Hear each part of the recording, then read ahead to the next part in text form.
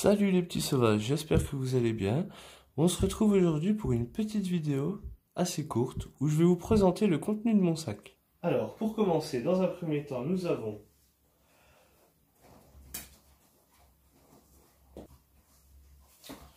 le petit tapis de sol que je mets dans le hamac pour passer la nuit.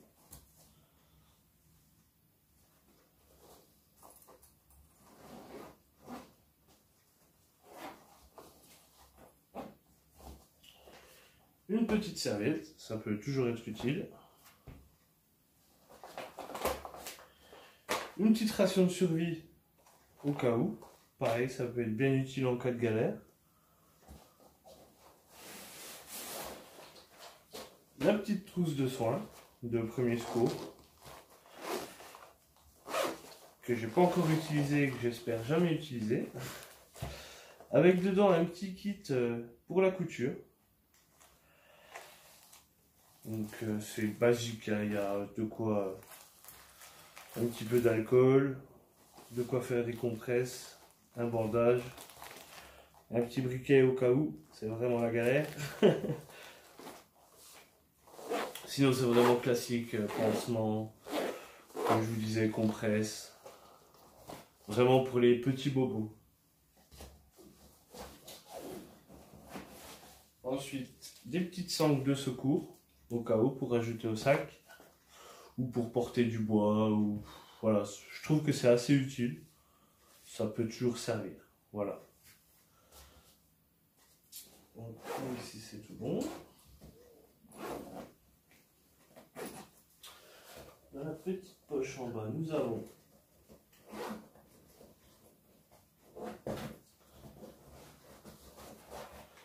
la petite paire de gants, qui sont bien épais, que je trouve bien pratiques. Le petit Soloniac Sika 130. C'est le premier couteau que j'ai acheté, il coûte vraiment pas cher, il va vraiment très bien. Et ça c'est le petit dernier de chez Soloniac aussi. Je me rappelle plus le nom du modèle, mais il m'a l'air assez bien, donc à tester. Sur le côté, nous avons les scies.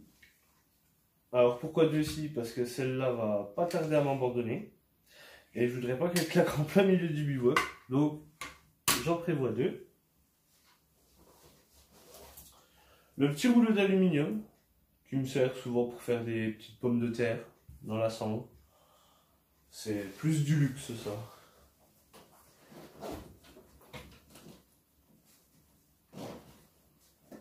Ensuite, nous avons le petit bonnet, au cas où.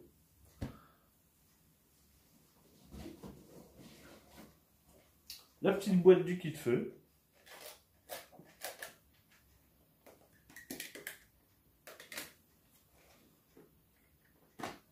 Avec dedans le petit fire steel. Un petit pochon de coton que j'utilise en cas de... quand c'est vraiment mouillé. Je mets un petit peu de gel hydroalcoolique dessus et franchement ça prend très très vite. De l'écorce. Et une petite boîte d'allumettes au cas où.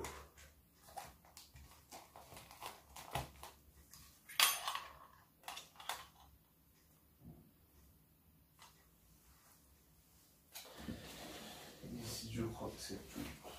Ensuite, nous avons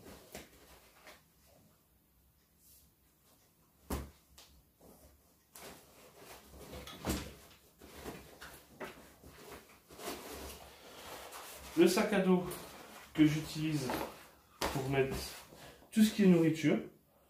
Donc je vous montrerai comment je l'accroche à mon sac pour le voyage. Mais ça va très bien.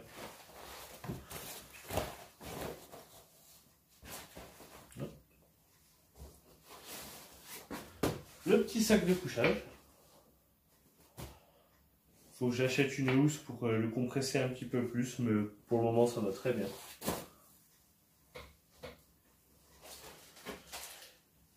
Petite tasse pour faire chauffer mon lait le matin.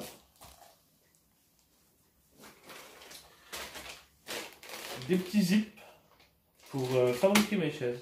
Pareil, je vous montrerai comment j'utilise.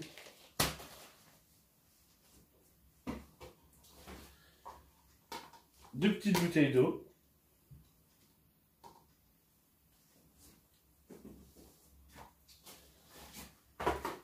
Les petites thermos qui sont sorties du carton évidemment pour le voyage. Des affaires de rechange avec le pantalon, le t-shirt, le caleçon et une paire de chaussettes.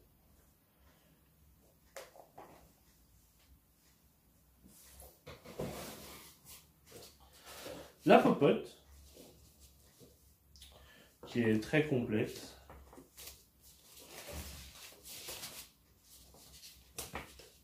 Et qui va être pas mal utilisée en ce moment. Comme je disais lors de ma dernière vidéo, le petit repose-plat qui va vraiment bien. La petite poêle. Les couverts pour 2 personnes. Ou pour 2 jours si on n'a pas de quoi laver. Le petit couvercle qui peut permettre d'essorer. Bon, je ne vais pas vous la faire en détail, vous connaissez, hein, toutes les popotes sont quasiment pareilles. 2 petits gobelets. 2 petites assiettes. Et la gamelle qui fait 1 litre, il me semble, ou 1 litre 5. 1 litre 5, oui c'est écrit là. 1 litre 6 même, vous voyez.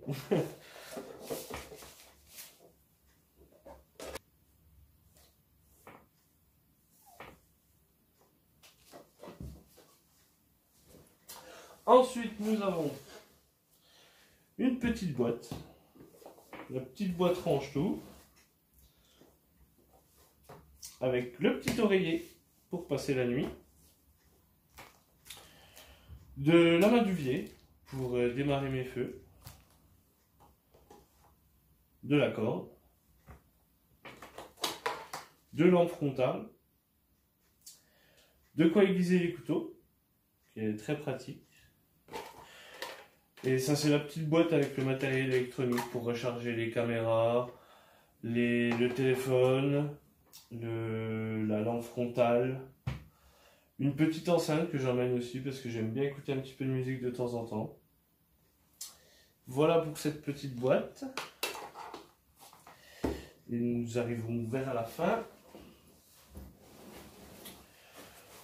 Le hamac, 2 personnes, très confortable. Ça va être la première fois que je fais une nuit avec dedans, par contre. Donc à tester, je vous donnerai des petits retours. Et le tarp que je devais acheter. Et Decathlon, ils avaient vraiment les modèles les plus chers. Et moi, je pars du principe qu'il n'y a pas besoin de dépenser beaucoup pour s'amuser en forêt. Alors, bah, j'ai pas voulu acheter le tarp qui était à 75 balles. Du coup, je suis allé à Leroy Merlin.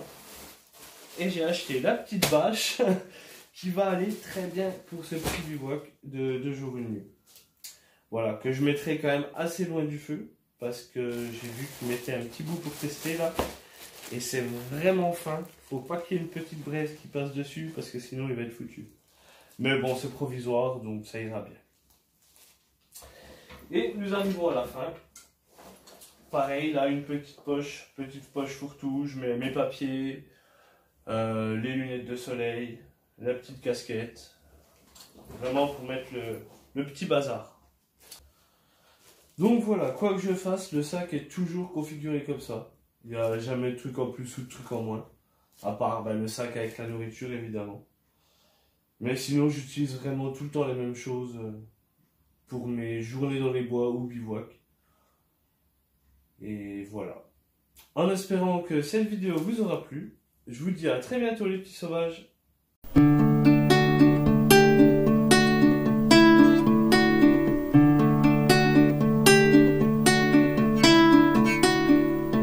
Mm-hmm.